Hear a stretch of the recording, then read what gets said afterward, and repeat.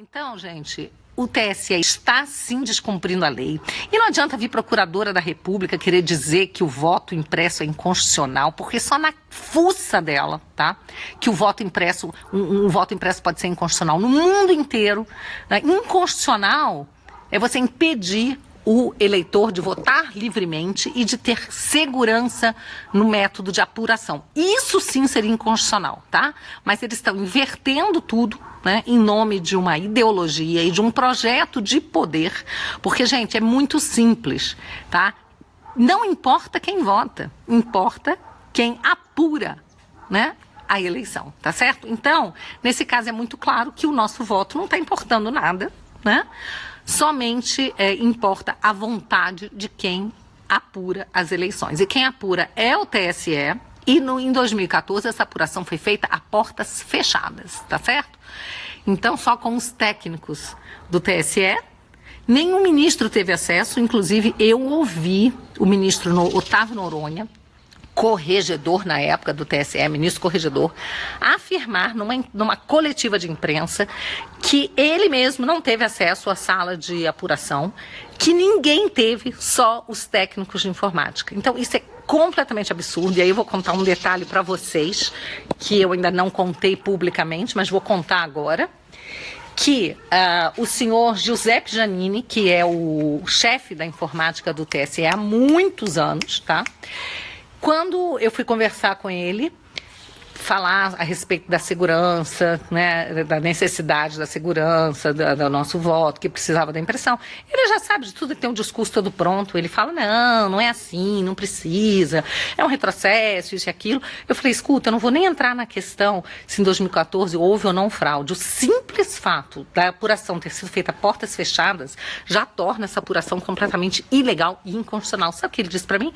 Não foi a portas fechadas, foi tudo aberto. É que os partidos não quiseram mandar fiscais. Se tivessem mandado fiscais, eles teriam entrado. Eu falei assim, não, mas foi a portas fechadas, vocês não deixaram ninguém entrar. Aí ele, não, mas quem disse isso? Eu falei, o ministro Noronha, o ministro Otávio Noronha, que era ministro corregedor, afirmou, né, numa coletiva, que foi tudo feito a portas fechadas, que nem os ministros tiveram acesso. Sabe o que ele falou para mim, esse cara de pau? Virou na minha cara e falou assim, o ministro mentiu.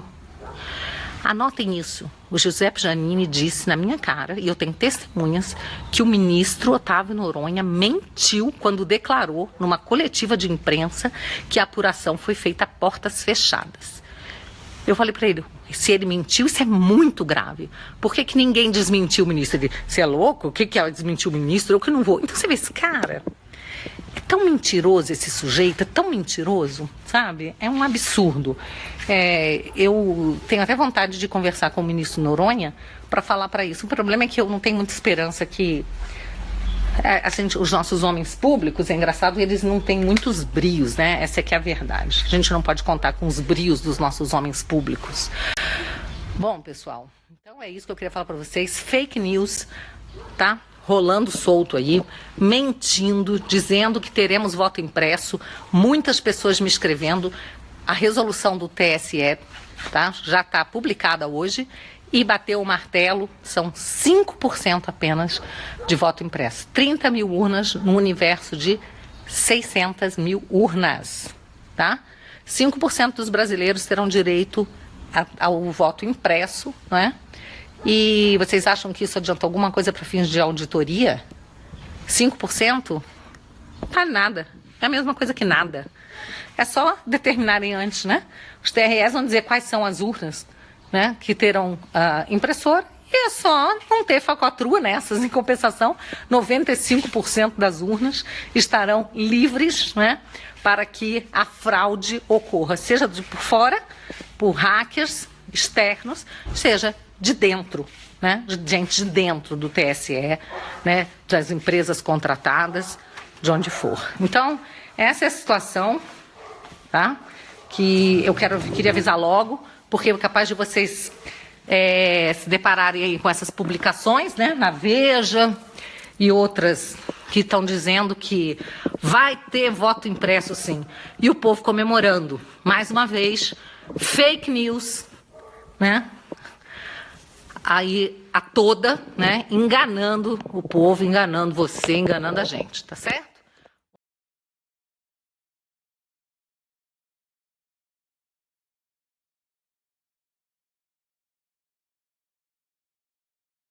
E anteontem, enquanto o Brasil inteiro aguardava em clima de suspense os primeiros resultados oficiais da eleição presidencial, pouco mais de 20 pessoas sabiam de tudo no Tribunal Superior Eleitoral. A primeira barreira é a do detector de metais. Em seguida, é preciso passar pela roleta com acesso por crachá. Logo na esquina fica a sala AA06. Um segurança tinha ordem para não deixar o posto sob hipótese alguma. Vigilância permanente da seção de processamento de eleições do TSE, o lugar que guardava o segredo que todos queriam saber.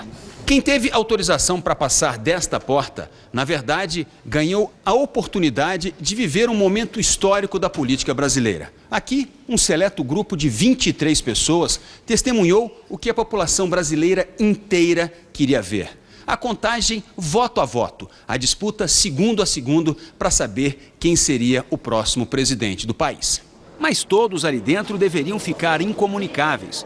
Foram obrigados a desligar o celular e deixá-los sob esta mesa, visível de qualquer ponto da sala. O processo eleitoral já é composto de muita tensão e muita emoção, mas isso foi um ingrediente a mais. O país teve que esperar até às 8 da noite, quando as urnas foram fechadas no Acre, para acompanhar a apuração da eleição presidencial.